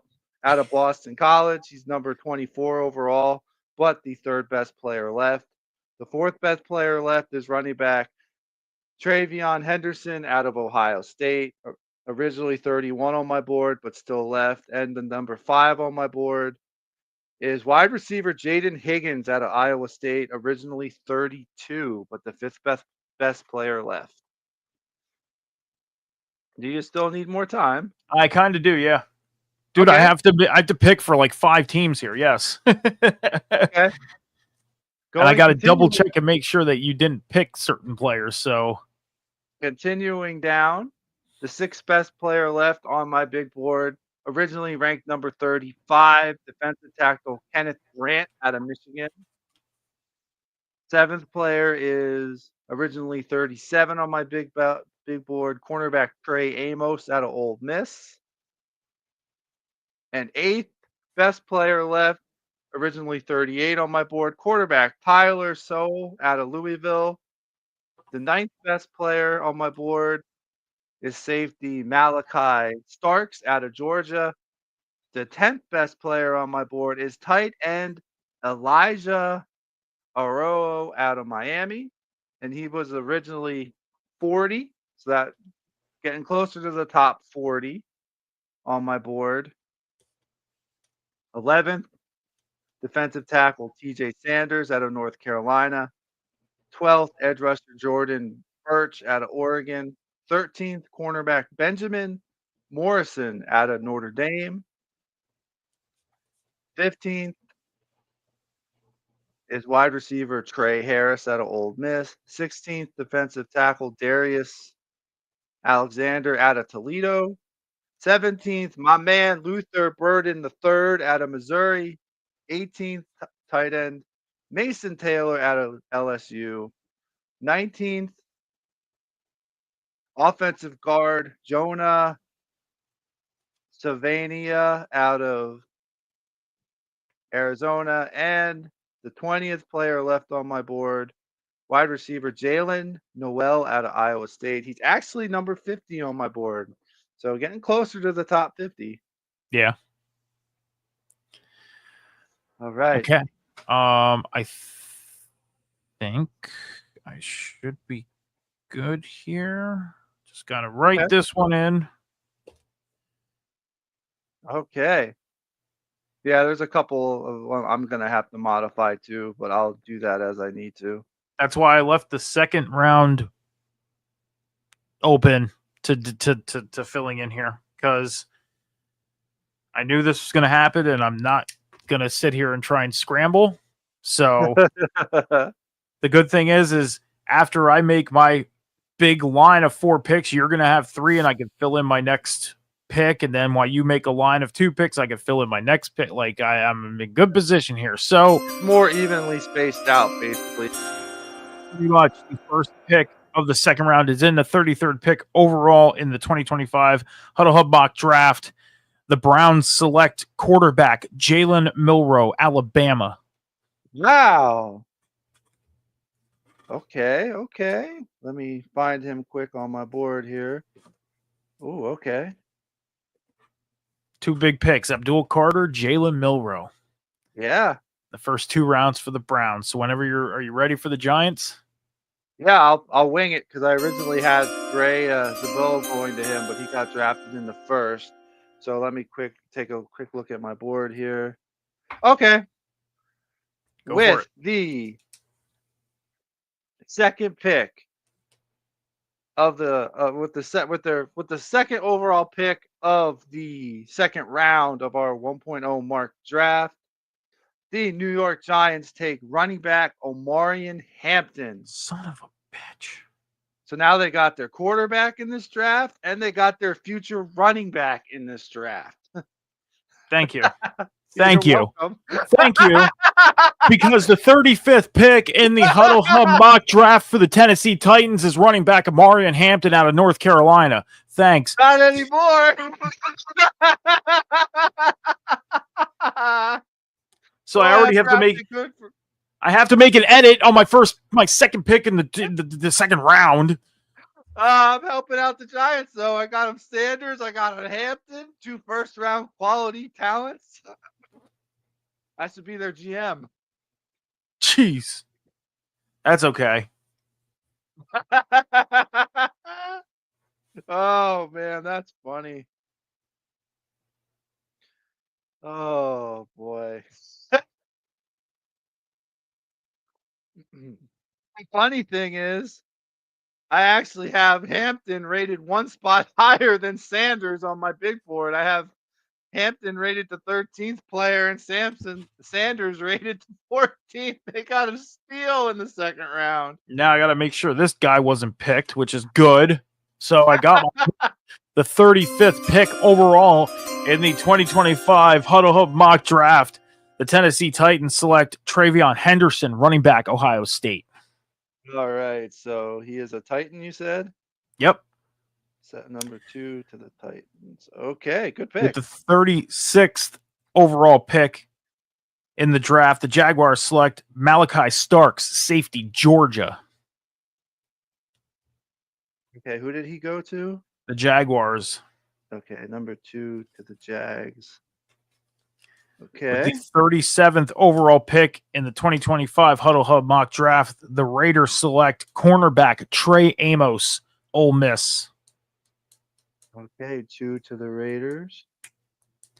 And with the 38th overall pick in the Huddle Hub mock draft, the Patriots select linebacker Demetrius Knight Jr., South Carolina. Demetrius, where are you on my board?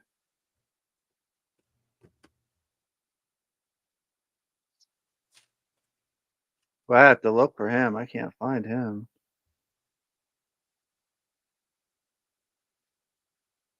I cannot find him. All right. So you said Demetrius Knight Jr. Yep.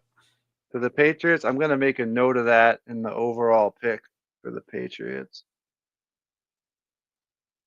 Now, I'm hoping you don't steal my pick here for the Jets. All right. So now we're up to the Bears at number 7. Let's see here. Well, you took my pick. That would have been Derek Harmon in the first round. So let me quick find a suitable replacement for him. All right. You know what? I'm going to go with next best available. So with the 7th pick of the second round, the Bears select edge rusher Mike Green out of Marshall. Okay. And You get 2 picks for the Bears, 1 for the Saints. yeah, you're right. Let's see. It goes Bears, Saints. It goes Bears, Saints, Bears. Just noticed that. Yeah. All right. Now, because the Bears pick, their 39th overall pick is this was a trade from the Panthers, and then the 40th is the Saints, and the Bears' original pick is 41. So they earned the 39th overall from the Panthers in a trade. Yeah. All right. So with the 8th pick in the second round, the Saints. Hold on, who'd the Bears pick? Oh, the Bears picked edge rusher Mike Green out of Marshall. Okay. And with the 8th overall pick in the second round, I'm going to continue defense. In the first pick, I drafted cornerback Will Johnson out of Michigan. Mm-hmm. So with their second pick, they're going to take edge rusher. I know I can't say this man's last name. Edge rusher Donovan Ezeuwoku out of Boston College. What position is he? Edge rusher. Edge rusher. So I got secondary help for them, and I got defensive line help for them. And with back to the Bears again, with the 9th pick of the draft, the second round, I am going to select. Where are you? Here we go. the best safety available, Xavier Watts out of Notre Dame. So the Bears have offensive line help, they have edge rushing help on the D line, and now I give them secondary help And he's a with cornerback. Xavier Watts. He's a safety. Okay. And where's he out of? Notre Dame. Now I'm only asking because I'm writing down the schools and everything. That way, when the draft happens live, I can follow along and see how on point we are. Yeah, with Again, both just of our 1.0s and our 2.0s. exactly. So The just draft that you led and the draft that I led. with that being said, we will be here for draft night 1 on Thursday, April 24th, 7:30 p.m. Eastern Standard Time, and then we'll be back on Friday, April 25th for night number 2 and round 2 and 3 on that Friday night. So I will be keeping track as we do the watch along on how close me and John are with our mock drafts. So the pick is in for the Jets. Okay. With the 42nd pick in the Huddle Hub mock draft, the Jets select wide receiver Luther Burden, Missouri. Ooh. Okay. Okay. And he is going to the Jets. All right. So let me know when you're ready for your pick. I had Luther Burden going to the Commanders at 29. Okay. So that brings me down to my beloved 49ers. Here we go. With the 11th pick in the first round. Sorry, with the 11th pick in the second round of our 1.0 draft, the San Francisco 49ers select defensive tackle Kenneth Grant out of Michigan. Okay. And you also have the Cowboys. Big D. Here we go. And with the 12th overall pick in the draft of the second round of our Huddle Hub draft, I am going to have the Cowboys select. You know what? I'm going to go right ahead and do this. Just because he's still available and I have him projected as a first rounder. Wide receiver Jaden Higgins out of Ohio State. Okay. Give someone Dak to throw the ball to. And that's a good pick, too. Not a bad pick. So the Colts pick is in already. Okay. With the 45th overall pick in the 2025 Huddle Hub draft, the Indianapolis Colts select Elijah Arroyo, tight end, Miami. Ooh, I actually had him going to the Eagles at 32. All right, so you said he's a Jet? Yep. Or no, he's a Colt. He's a Colt. Sorry. All right. So you have good there. So this is the second round is kind of nice because now my things are a little spaced out here. I can kind of pick as we go along here. So whenever you're ready for the Falcons, you're up. All right. Let's see. I just wanted to confirm that this guy's going to be my pick. Okay, yes. Yes, he is. Okay, so with the 14th pick of the second round in the Huddle Hub 1.0 draft, the Falcons select cornerback Benjamin Morrison out of Notre Dame. Okay, Morrison. Continuing going defense for the Falcons.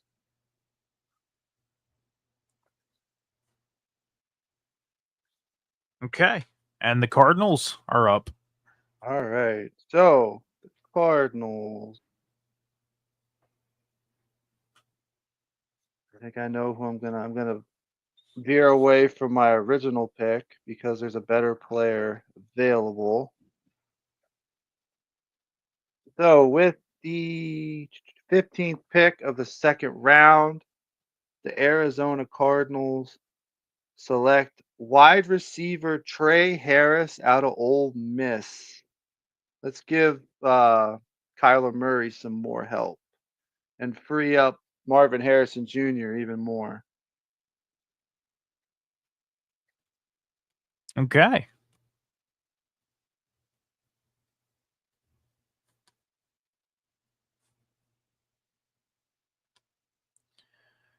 And now it's time for the Dolphins. Oh, I got to make a pick for the Bengals too. Bengals. The Bengals, yes, the Bengals. That's who I had to make a pick for. I had to edit my first one. You know. Yep. Yeah.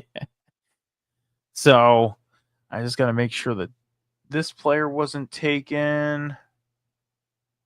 Okay, I don't think he was. So okay.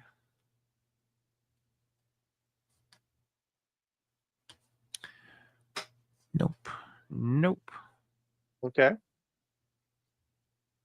Because I got to make 2 picks here. All right. The pick is in. The 48th pick in the 2025 Huddle Hub draft, the Miami Dolphins select Bill Bowman Jr., safety, Oklahoma. Okay. And with the 49th overall pick, the Cincinnati Bengals select safety, Kevin Winston Jr., Penn State. All right. So the Dolphins took Bill Bowman Jr. Good pick. And this is funny. We have at 50 the Seahawks, at 51 the Broncos, and then 52 is the Seahawks because of a trade with the Steelers. Who did you have the Bengals take? Kevin Winston Jr. out of Penn State. All right. Okay, there he is. So he's a Bengal in the second round. Bengal round 2. All right. So Ready for your Leo. Seahawks pick? Your first out of the next 3? Yeah. Oh no, there's a Broncos in between. So okay, so with the 18th pick of the second round, the Seattle Seahawks take, where is he? Linebacker Carson Westinger out of UCLA. Okay.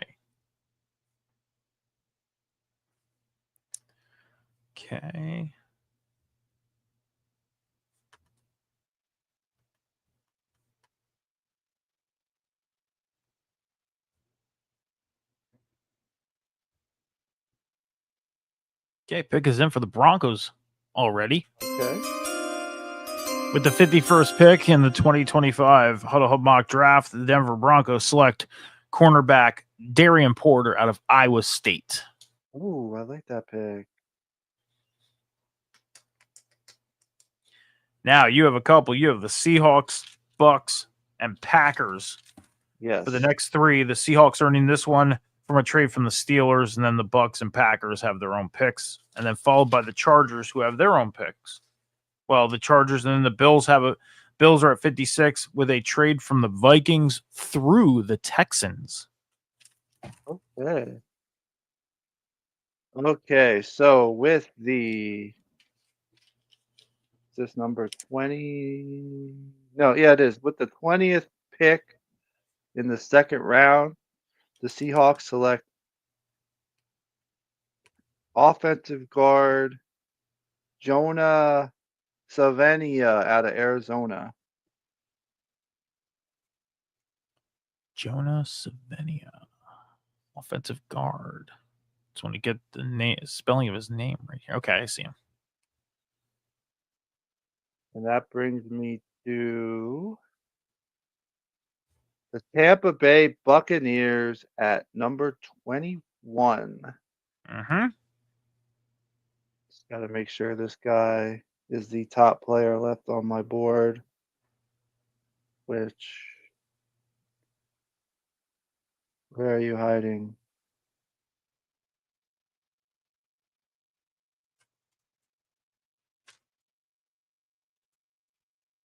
All right. So I'm gonna pivot with their pick. And at number 21 in the second round, actually, you know what? I'm gonna keep the same pick.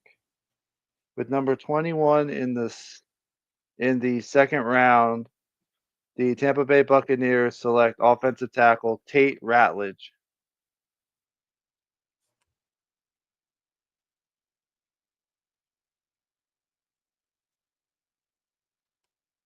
Okay.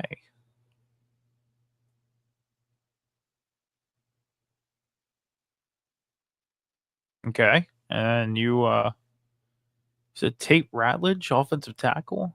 Yeah. Where's he out of? Good question. I don't believe I Oh, wrote that down. he's a guard out of Georgia. Oh, so I had him as an offensive tackle. Okay, so he's an offensive guard then. Yeah. Okay, well then offensive guard. Tate Ratledge. Okay. My bad. Good. The Packers are up. All right. So with the 22nd pick in the second round, the Green Bay Packers select wide receiver Jalen Noel out of Ohio State. Damn it. We talked about possibly them losing a receiver and gaining Tyreek Hill, who's not getting any younger. So it's time to draft that wide receiver replacement for whoever they're going to lose, because they're going to lose a young one if that trade happens.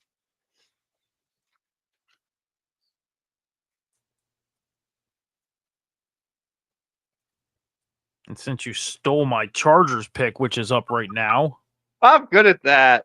you kind of are. Second time you did it. With the 55th overall pick, the Chargers select Jack Beck, wide receiver, TCU. I got the Bills as well, So the Chargers, which I need to make a pick on here. I'm trying to see here because I went cornerback for that one. Okay. So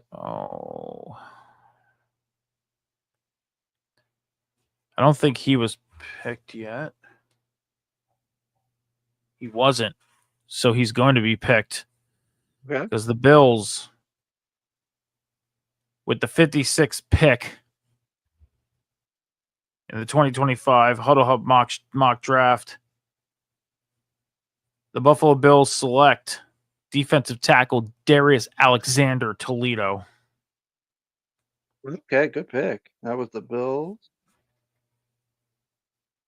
Okay. All right, so that makes me up at 25 with the Panthers. Whenever you're ready for the pick. All right, give me one moment. Ooh, okay, so I drafted an edge rusher in the first round with the Panthers. So Yep. I originally had edge rusher Landon Jackson going to them, but I'm not going to draft them 2 edge rushers. So, okay. So what I'll do is I'll draft for the 25th pick of the second round of our mock draft. I'm going to draft someone to complement Jalen Walker. I'm going to draft defensive tackle TJ Sanders out of South Carolina. Continue to build that D line.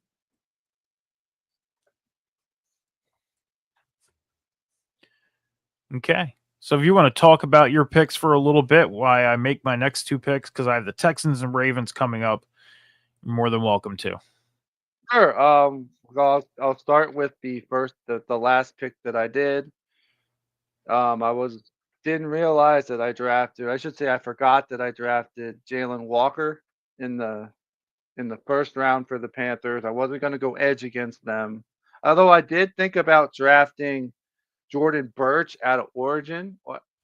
Just so you have one side of the line with Walker, and then you could have the other side of the line with Birch. But I wanted to fill in the middle of the line, start to get a young defensive tackle for them to help anchor that line. Going back to the Panthers, I'm sorry, the Packers. I originally had wide receiver Alec Ailmanor out of Stanford going to them, but there was a better wide receiver available on my board, which was Jalen Nolan out of Ohio State. So I snatched him up for the Packers. Going to the Buccaneers, I had written down that Tate Ratledge was a offensive tackle, but Mike corrected me that it was a guard. But he was always their pick. Same with my pick, my offensive tackle out of Arizona, Jonah Savania. He was always going to go to them at number 20. And then for the Seahawks, and then their second pick out of for the 18th spot, I always had Carson Schlesinger out of UCLA penciled in there to help out the middle of their field. But I really like what I'm doing with the Panthers this round. Got this draft, I should say. So trying to solidify that D line. I really like what I'm doing with the Giants this round. Got Omarion Hampton, who was a steal at that point, as well as Sanders. Got that Stole 1-2 him right from punch. me. I got that 1-2 punch for that offense to go with Malik Neighbors. So I'm building a very young offense for the Giants right now to hopefully make them competitors in the The Texans pick is in, John. All right. Let's With the hear it. 58th overall pick in the 2025 Huddle Hub mock draft, the Texans select wide receiver Jalen Royals, Utah State. Okay, he's a Texan. I like that pick. And with the 59th overall pick in the 2025 Huddle Hub draft, oh my God, why do I feel like this guy was picked? Why am I second guessing this pick? I probably am. You're going to correct me if I'm wrong on this one. Yeah.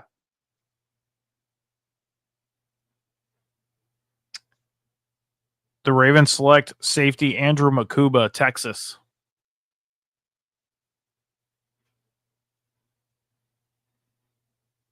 Nope, he wasn't.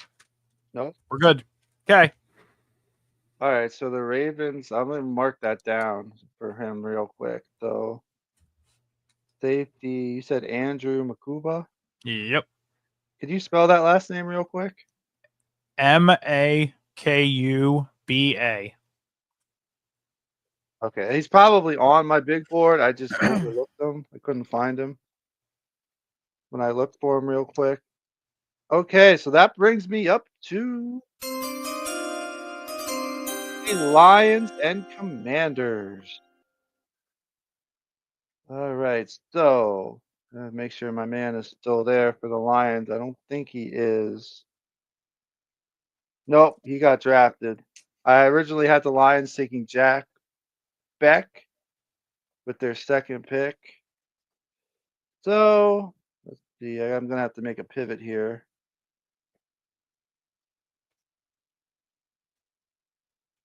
All right, I know exactly what I'm gonna do with the Lions. Just want to make sure it doesn't conflict with it. Nope, it does conflict with their first pick. All right. So here's what I'm gonna do. We're with the Lions for the 28th pick of the second round of our 1.0 draft. The Lions are going to take a page out of the Panthers book. The Lions went edge rusher in the first round with James Pierce Jr., they're going to go defensive tackle in the second round to help solidify that D line. They are drafting defensive tackle Omar Norman Lott out of Tennessee. I was getting so nervous. Well, I originally had him taking Ed Rasher and Landon Jackson. But then I realized, well, do I want to build both sides of the line in one shot? And I'm like, no. You just That's- had me nervous because I have the Bills taking a defensive tackle with the 62nd overall. So, yeah, you had me nervous there for a second. Okay. Ooh, he's still available. He's going to be a steal at this point. They don't really need him, though, because they have Debo. I have to quick decide if I'm going to take the command, if I'm going to draft this player for the Commanders real quick. No, I'm not. I originally had the Commanders taking Luther Burden the third in the second round. Then I decided not to go wide receiver again because because you drafted him, and two, because they got Debo, who's fairly young. So with the 29th pick of the second round of our 1.0 draft, the Washington Commanders select edge rusher Jordan Birch out of Oregon.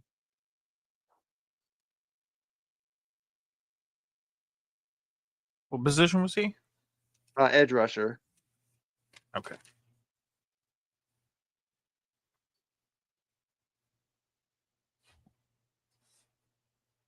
Okay. Oh, that leaves you with 2 picks left and me with 1 pick left. Jordan Birch out of Oregon. Yeah. Why does that sound familiar that he got picked already? I don't know. Did he? Check your list. Kind of sounds familiar. If he did, I missed writing it down.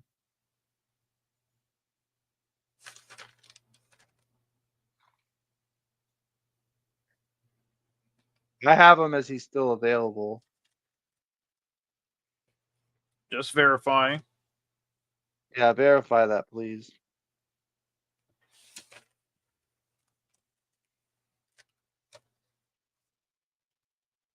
All right. So you're safe. Okay. Yeah, I had him that he wasn't picked. Well, no, go back. There we go. With the 62nd overall pick in the Huddle Hub 2025 mock draft, the Bills select defensive tackle Alfred Collins out of Texas. Ooh, okay. And with the 63rd overall pick in the 2025 Huddle Hub draft. Now, just to be clear, the Bears are taking 2 defensive tackles in the second round. Okay. I just wanted to be clear. The Chiefs select Chris Paul Jr., linebacker out of Ole Miss. Okay.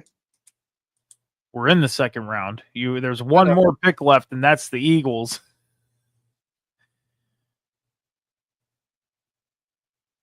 I'm looking for Chris Paul Jr. on my list. I'll have to just make a note of it. So the Chiefs took Chris Paul Jr.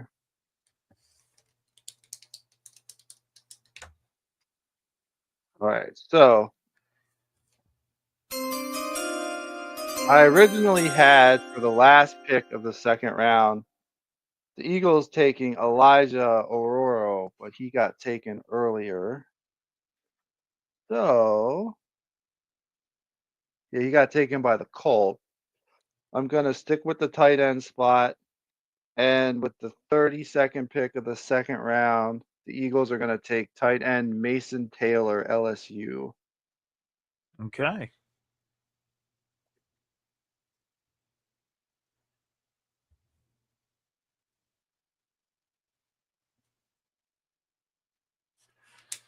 All right. That's it for the second round. That's it for our 1.0 That's it draft. for the 1.0. So we'll be doing our 2.0 in 2 weeks. It gives us 2 weeks to get our boards together and get ready for the draft itself.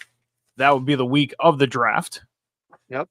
So, and I think with us doing the next one, we'll have it a little bit cleaner and a little more organized. Yeah, this was the first one that we did. Yeah, this is the first one. Little rough, not too bad. Because when we did our one last year, we each picked for teams. Yeah. So you picked for the Bears, I picked for the Bears, I picked for the Lions, you picked for the Lions. We compared it. This year we did it a little different. And this was it was a cool way to do it. It was a very cool way to do it. But do you want to do it that way for the 2.0 where we both pick for a team, or you just want to reverse it again? Well, no, you got to pick for the NFC this time. I think I should be able to pick for the NFC next time. Okay. We got 2 weeks. We got 2 weeks to prepare and be probably a little more organized and faster and stuff like that. So we'll figure it out. We'll get it done. But no, you're not taking away my chance of picking for the NFC. No way. Not happening. Well, I have a feeling that my first 2 picks are going to be exactly your first 2 picks. You never know. It could be different. It could be different. So, yeah.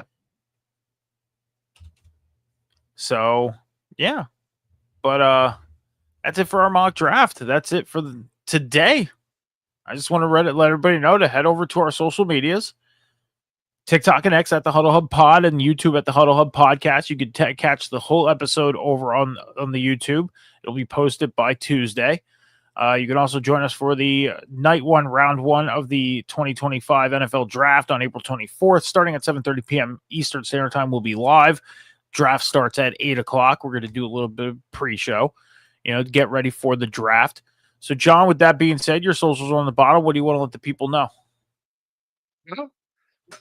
Started streaming Dead by Daylight again. Did a stream for about 2 hours last night on Twitch. So streaming starting to pick up again. YouTube I got some projects that I'm working on that I'm not ready to drop yet, but they'll be dropping probably in about 2 weeks, week and a half, give or take.